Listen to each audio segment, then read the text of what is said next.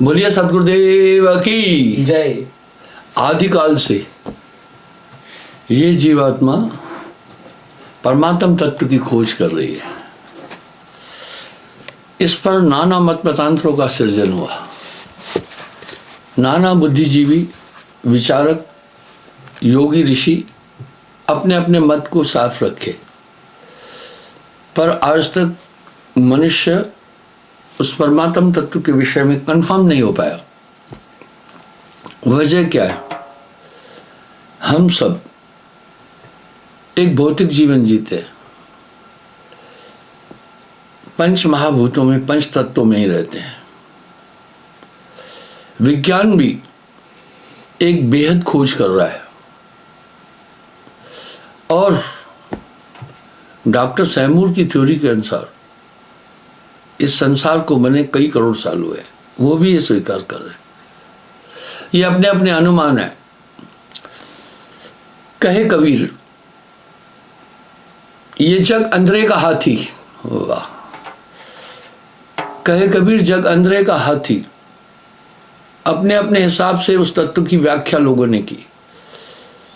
अब थोड़ा ये मनुष्य कभी नहीं पहुंच सकता है अपने बलबूते पर, इसके पास साधन नहीं है। ये मनुष्य जो भी खोजें करता है वो केवल भौतिक खोजें करता है। उस खोज का क्या आधार है? कर्म ज्ञानेंद्रियां। इस खोज का आधार है कर्म ज्ञानेंद्रियां। इन कर्म ज्ञानेंद्रियों की वहां तक पहुंच नहीं है,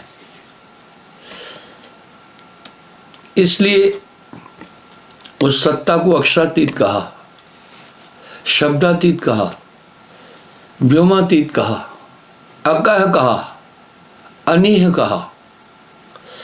हम विज्ञान और ऋषि मुनियों की तुलना करते हैं। आखिर विज्ञान परमात्म तत्व तक कहाँ तक खोज किया? हमारे ऋषि मुनि, पीर, पैगंबर ईश्वर तत्व तक कहाँ तक पहुँचे? पहले मैं वैज्ञानिक दृष्टि पर आपसे बात करता हूँ। मेरे पास हर तरह के लोग आते हैं, वैज्ञानिक, खगोल की, बड़े बड़े डॉक्टर, बड़े बड़े इंजीनियर, बड़े बड़े जजेस, बड़े बड़े सुप्रीम कोर्ट के वकील तक आते हैं। उनसे संवाद होता रहता है, खबर बहुत मिल जाती है। बड़े बड़े व्यापारी तो खबर मिलती है। आइए हम देखते हैं कि कहाँ तक ये मानव इस खोज में पहुंचा है। दोनों पहलू पर बात होगी। पहला, हम वैज्ञानिक लोगों की तरफ चलते हैं। वो ये कह रहे हैं उत्पत्ति प्रलय ब्लैक होल से है। हम तुलनात्मक भाव से चलेंगे। वो कह रहे हैं उत्पत्ति प्रलय ब्लैक होल से है। साथ में एक बात बोल रहे हैं, black matter is the base of the creation. Black matter क्या है? मैटर तत्व को कहते हैं।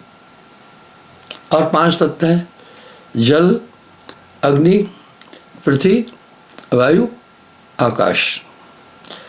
उनके तर्क है। मैंने अपने प्रवचन में कई बार इन चीज़ों का प्रूफ देने की कोशिश की और बताया कि विज्ञान आज के युग में इस खगोल की खोज में, ब्रह्मांड की खोज में कहाँ तक पहुँचा है। हमारे पूर्वज कहाँ पहुँचे थे? वो जहाँ पहुँचे थे, किस आधार पर पहुँचे थे? उन्होंने अगर ब्रह्मत्व की बात की, और कथाओं में आता है वशिष्ठ जी देवलोक में पहुँचे। आप अभी देख रहे हैं ना,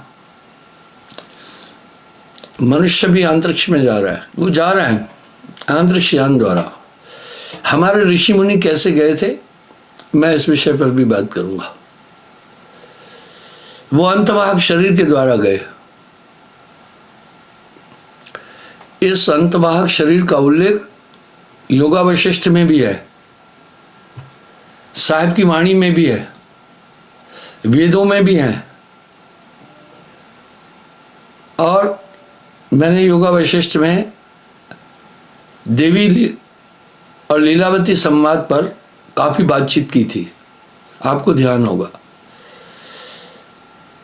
देवी ने लीलावती को अंतवाहक शरीर के द्वारा ब्रह्मांडों की यात्रा कराई थी। इसका कारण है, हमारे जो पूर्वज थे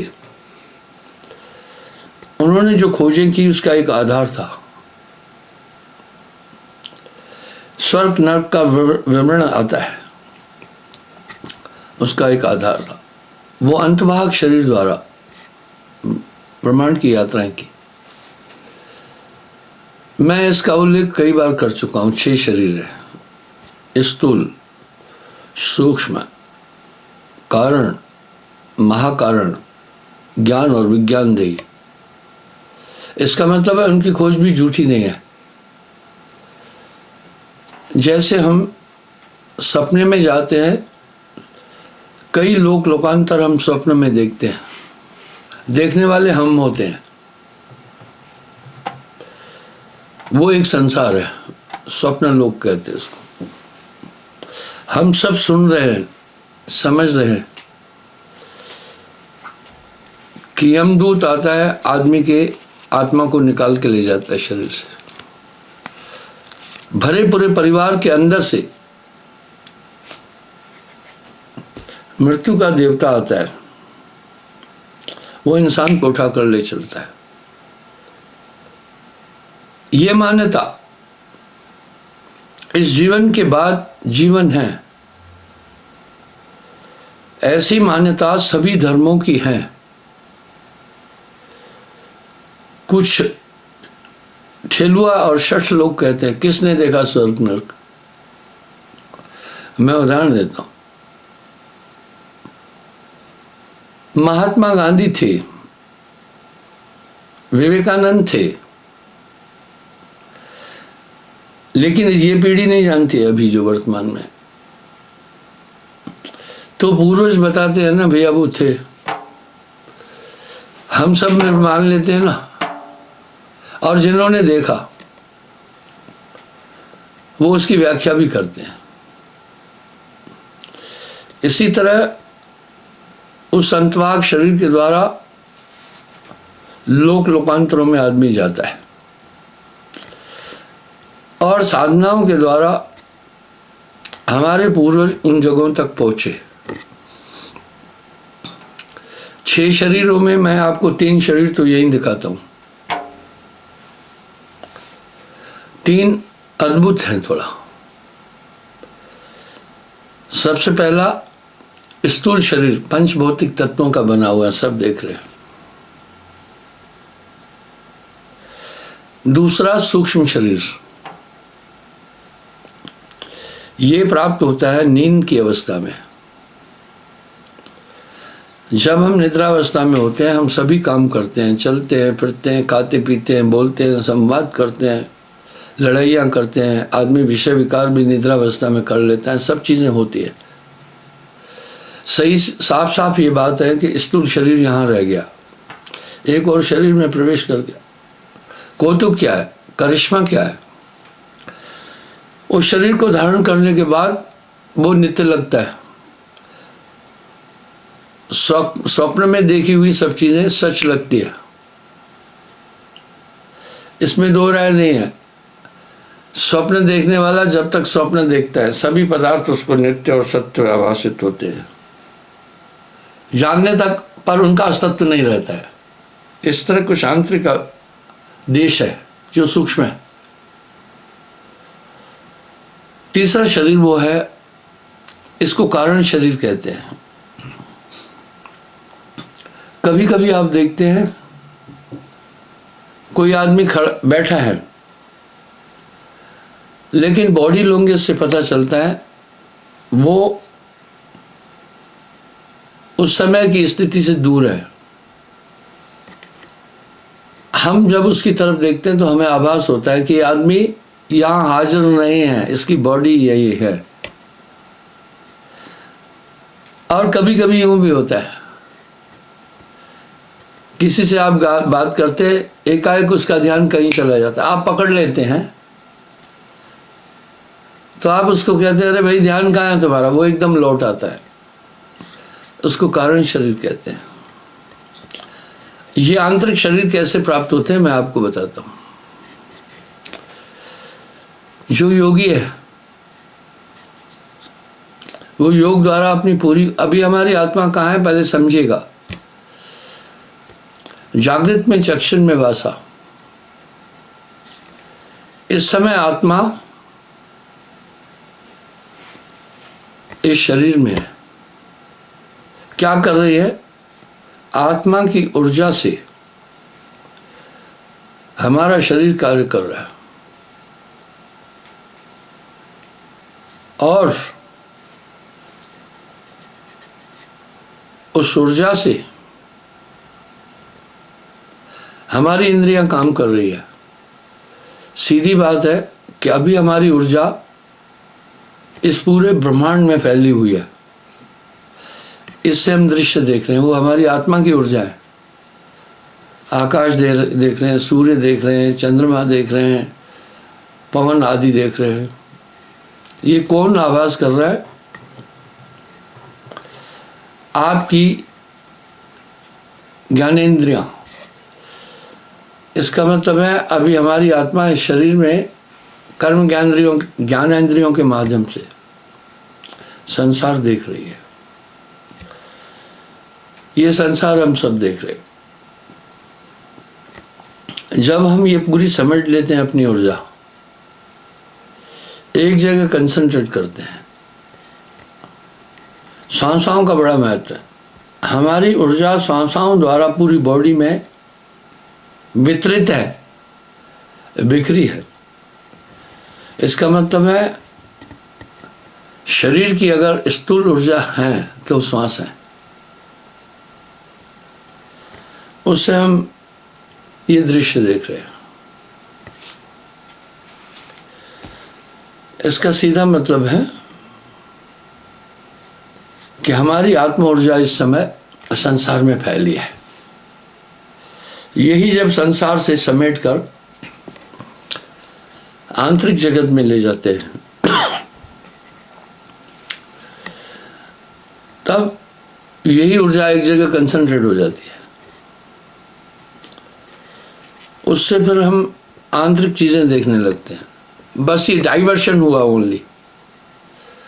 हमने अपनी ऊर्जा जो इस समय भौतिक शरीर और इंद्रियों में बिखेर दी है,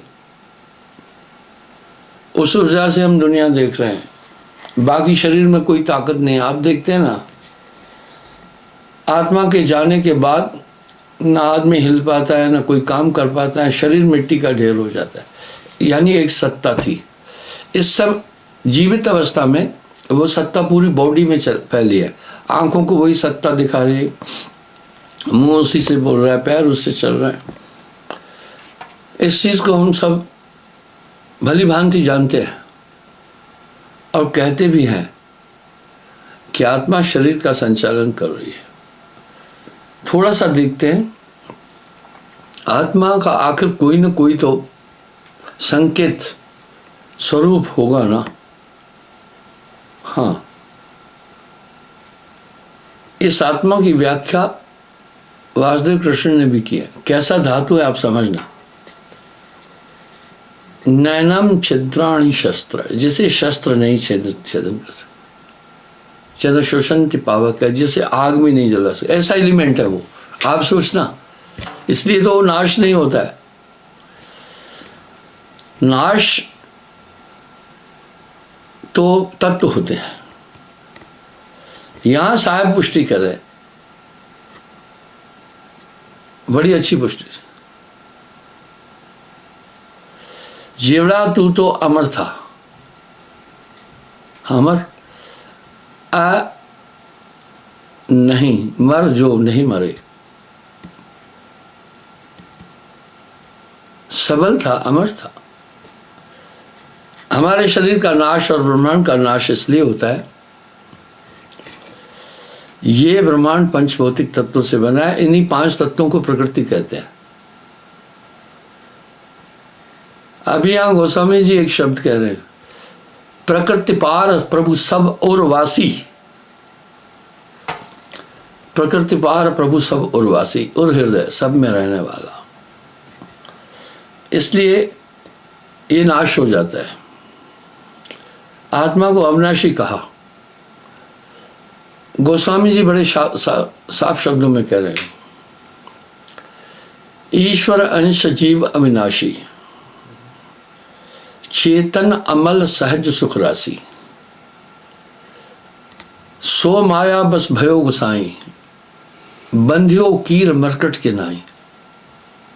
आत्मा चेतना है, सही बात है। और वो चेतना, शरीर कैसे चल रहा है? आत्मा आज्ञा चक्र में है, श्वास की प्रक्रिया कर रही, प्राणेन्द्रित जीवेशु। ऐसा उल्लेख तो वेदों में भी है। सप्त चक्रों का बोध है। मूलाधार चक्र पर गणपति है, शिशनींद्र पर प्रजापति ब्रह्मा और सावित्री जी। इससे सृजन हो रहा है, मैथुन सृष्टि है। सबका शरीर मैथुन से है, माँ का रोज पिता का भी। नाभि में विष्णु जी है, पालन करता। कुछ लोग सोच रहे होंगे कैसे पालन कर रहा है, यहाँ तो खेती करो बाड़ी करो। नहीं, आप जो कुछ खाते हैं, आपका स्टमक, उदर, उसको हजम कराता है। हजम करने के बाद पूरे शरीर तक रक्त पहुंचाना, ये पूरा विष्णु का काम है। ये पिंडे सब्रमंड, ये विष्णु जी कर रहे हैं। और हृदय में शिव जी है, वो अहंकार के देवता है। उन्हें कामेश्वर भी कहते हैं। काम नहीं है तो संसार नहीं है, क्योंकि सेक्सुअल, ये मैथुन सृष्टि है। यानी तम गुण अज्ञान, जिसके द्वारा मैं हूं अनुभव कर रहे हैं। मैं हूं, आत्मा नहीं है।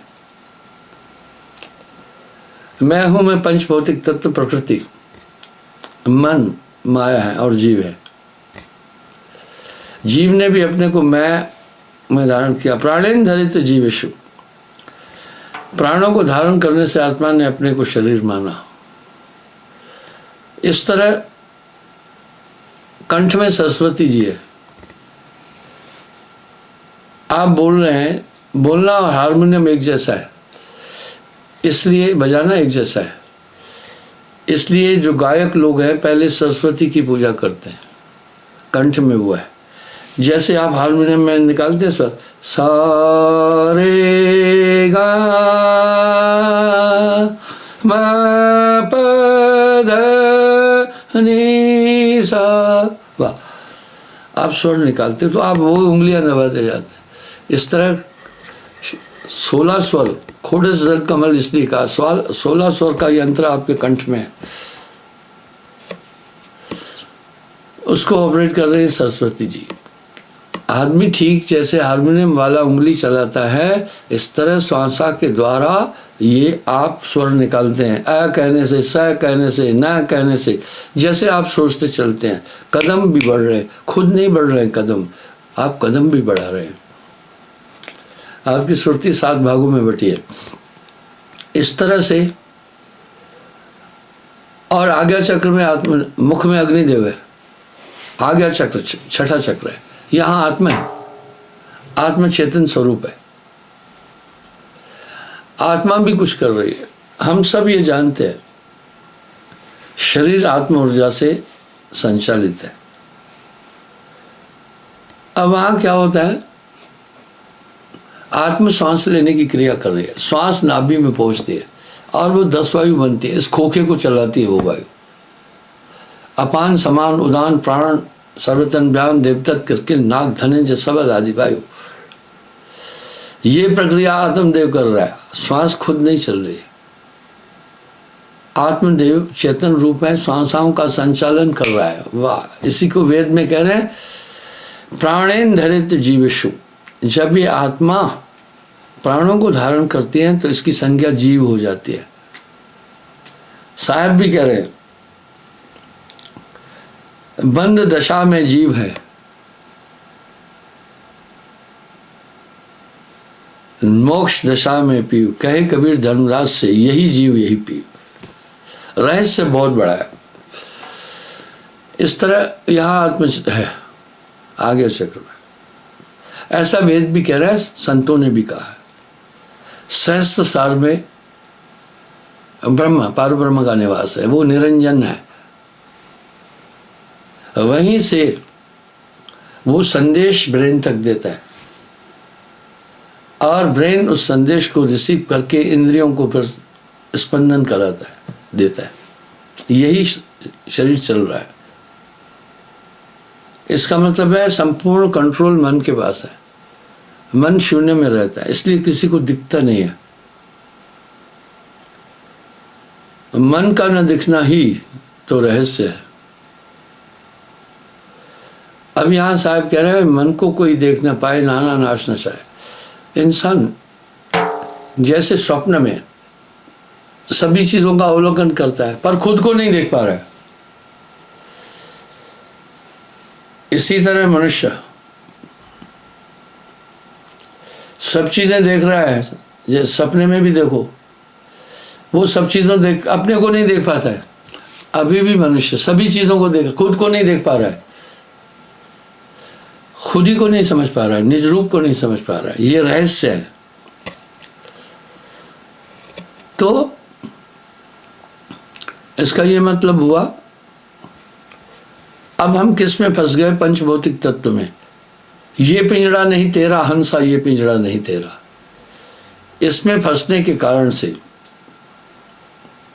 हम इसकी रवायत में जीने लगे, इसके कारण जीने लगे, इसकी क्रियाएं करने लगे, इसकी डिमांड को पूरा करने लगे। जब ते जीव भयो संसारी, छूटे न ग्रंथ न हो शिकारी। गोस्वामी जी इसी को कह रहे, जड़ चेतन है ग्रंथ पढ़ गई, यद्यपि मिथ्या छूटत करने। जड़ शरीर पंचभौतिक तत्व, चेतन आत्मा, इनकी आपस में गठान पड़ गई। यद्यपि मिथ्या, झूठी है, छूटत कट नहीं। इस प्रकार से शरीर का संचालन होता है। अब कोई कोई कहाँ पहुंचा वो मैं बताता हूँ। कोई कोई पहुंचा ब्रह्मलोक तक, धर्म आया ले आई। अब योगी कहाँ जाता है? अवस्थाएं भी है,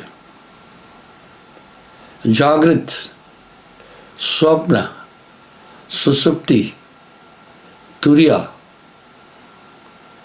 जिसे प्रज्ञा कहते, तुरियातीत और विज्ञान ताए के पारा। अब साहब क्या कह रहे? तुरियातीत ताए के पारा, विनती करे तहदास तुम्हारा। तुरियातीत ताए के पारा। इस तरह इन अवस्थाओं में जीव घूमता है। ये उन अवस्थाओं का खेल है, यही माया है।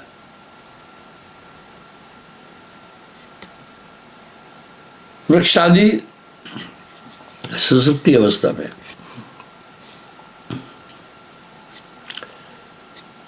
और पशु आदि स्वप्न अवस्था में है। मनुष्य जागृत अवस्था में। योगी लोग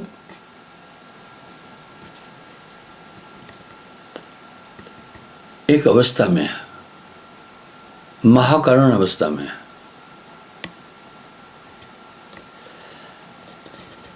देवता लोग प्रज्ञावस्था में है। योगेश्वर महाप्रज्ञ में, तुर्यातीत योगेश्वर महा।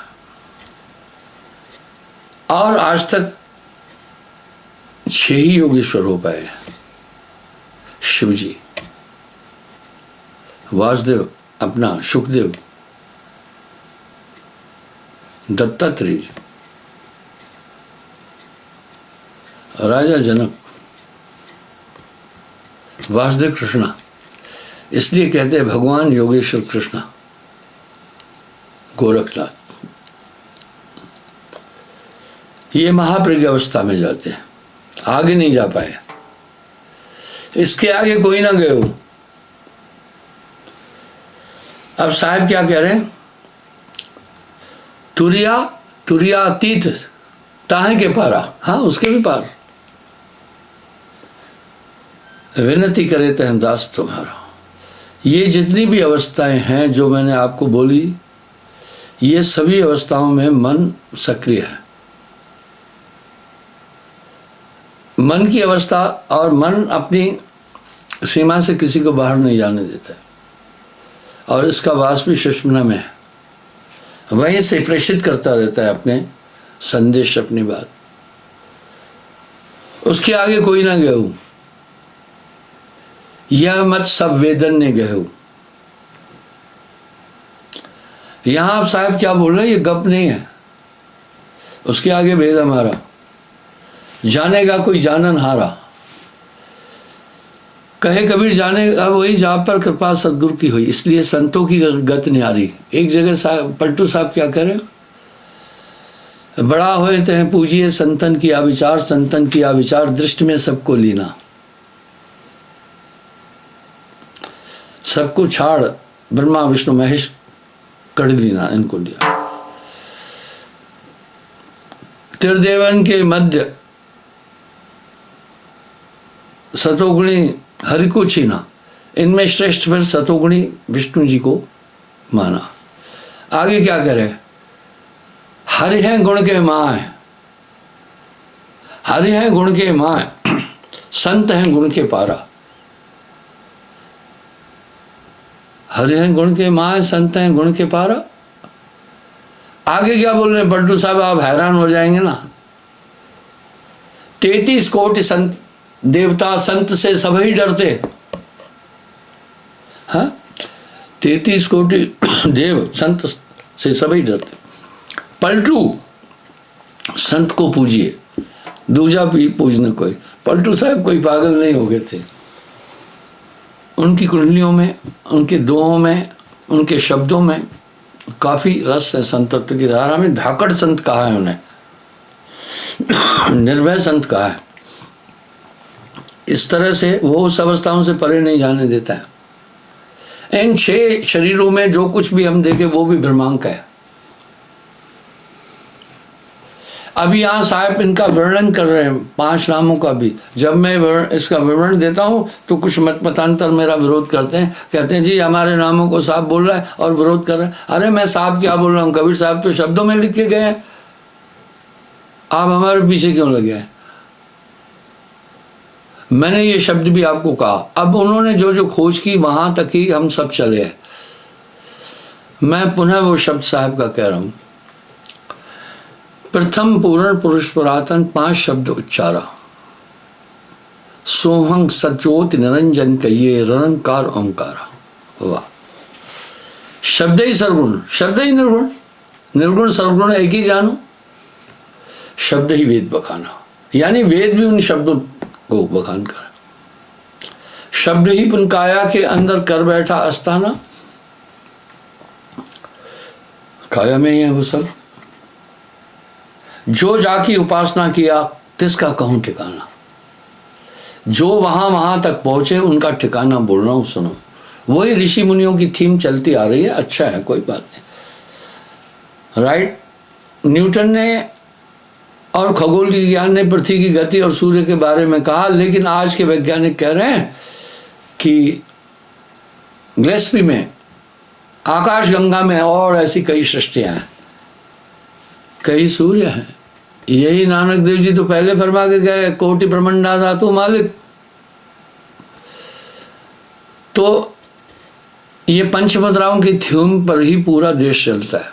अगर आप सभी मतमतांतरों में देखेंगे यही मिलेगा। आगे कह रहे हैं जो जाकी उपासना किया उसका कहूं ठिकाना। जो जिसकी उपासना किया, कबीर साहब कह रहे हैं, उसका ठिकाना कहना। ज्योति निरंजन चाचर मुद्रा सो है नैनन माही। अब आप समझना, चाचर मुद्रा में साधक आंखों के मध्य ध्यान कर। ताको झिलमिल ज्योत दिखाना, परम से दो जाना। ज्योति निरंजन चाचर मुद्रा सो है नैनन माई, ताको जाना गोरख योगी महातेज हो जाई। हाँ, इसलिए शक्तियां प्राप्त की। योगी के पास ये शक्तियां। अगर आप देखें, योगी का इष्ट कोई नहीं होता है। योगी कह रहा है अपने अंदर ऊर्जा पैदा करो, तुम ही हो। इसलिए योग में अहंकार भी है। दूसरा आज्ञा चक्र में कह रहे हैं ओमकार भूषरी मुद्रा,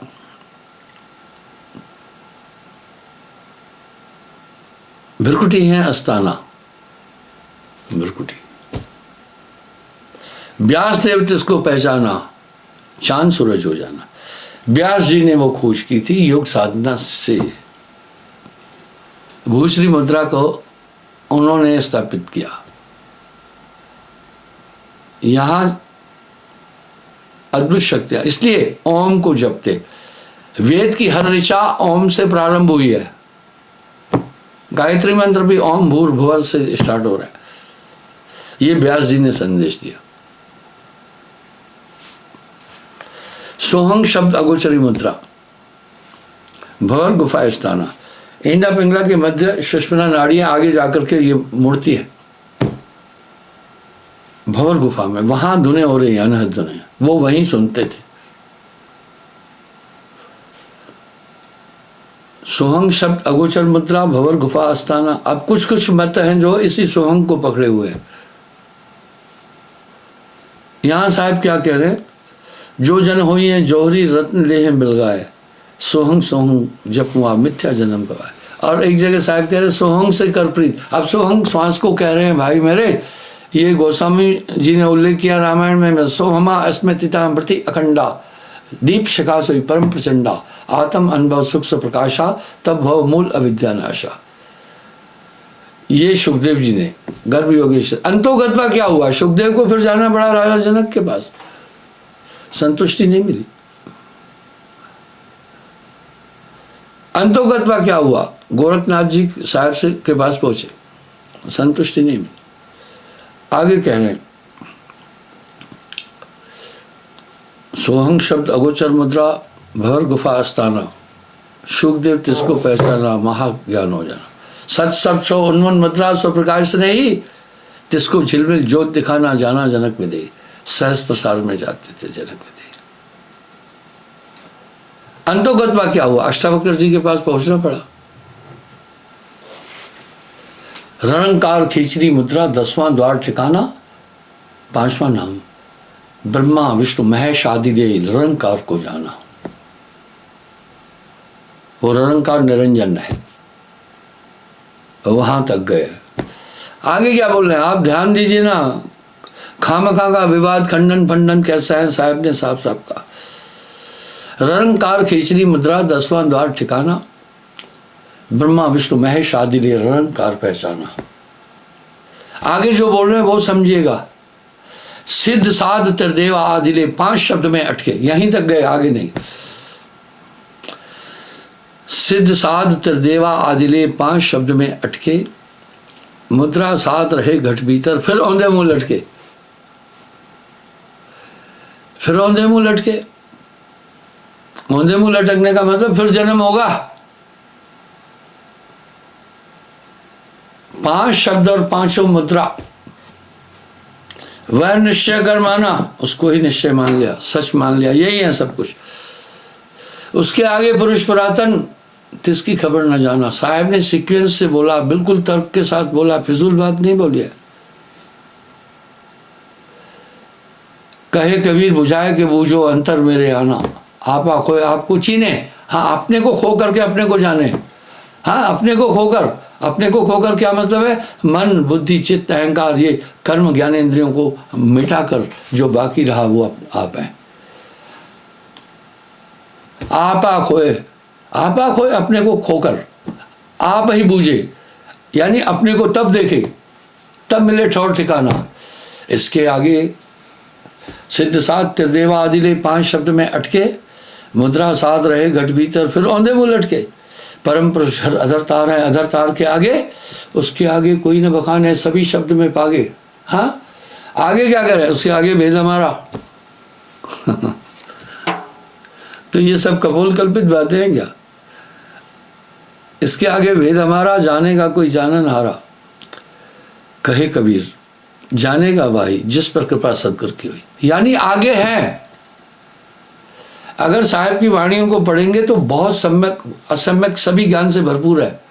हर जगह बोला, क्या गप बोल के गए क्या? अबधु बेगम देश हमारा है, वेद किते में पार नहीं पावत, कहन सुनन से न्यारा है। कपोल कल्पित चीजें नहीं है। कबीर साहब को आदि कवि कहते हैं। वो श्रृंगार रस पर नहीं बोले, वो तो परम तत्व पर बोले। वो वीर रस पर नहीं बात की है, समाजवाद पर तो उन्होंने बात की है, पर उनका लक्ष्य उसी तरफ था। इसका मतलब है एक ऐसा पॉइंट है जहां तक मनुष्य नहीं पहुंच सका। ज्यादा से ज्यादा आदमी यहीं जा सकता है,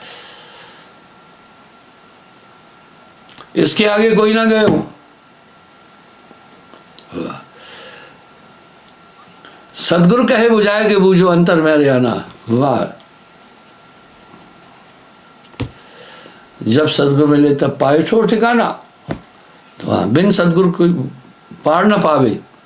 अब यहाँ पर गुरु की महात्म संतों ने अधिक बोल दी, बहुत ज्यादा बोली। मैं जानता हूँ जब मैं व्याख्या देता हूँ कोई भी शब्द, यानी समय शॉर्ट पड़ जाता है। कल पुनः मैं यहीं से आगे चलूँगा कि ये जाल क्या है और ये जीवात्मा क्यों उलझाए, आगे कैसे निकले। आज जन्माष्टमी है, सबको जन्माष्टमी पर्व का शुभकामनाएं। अभी मैं यहाँ से जाऊँगा, मेरा पहला प्रोग्राम है रखबंधु, दूसरा प्रोग्राम है मिस्री वाला, तीसरा प्रोग्राम है अखनूर, चौथा प्रोग्राम है चिन्नौर आश्रम में, पांचवा प्रोग्राम शाम को संध्या के समय रांजड़ी। व्यस्त भी काफ़ी रहता हूँ, क्षमा चाहता हूँ। कल पुनः हाजिर हो जाऊँगा साहेब।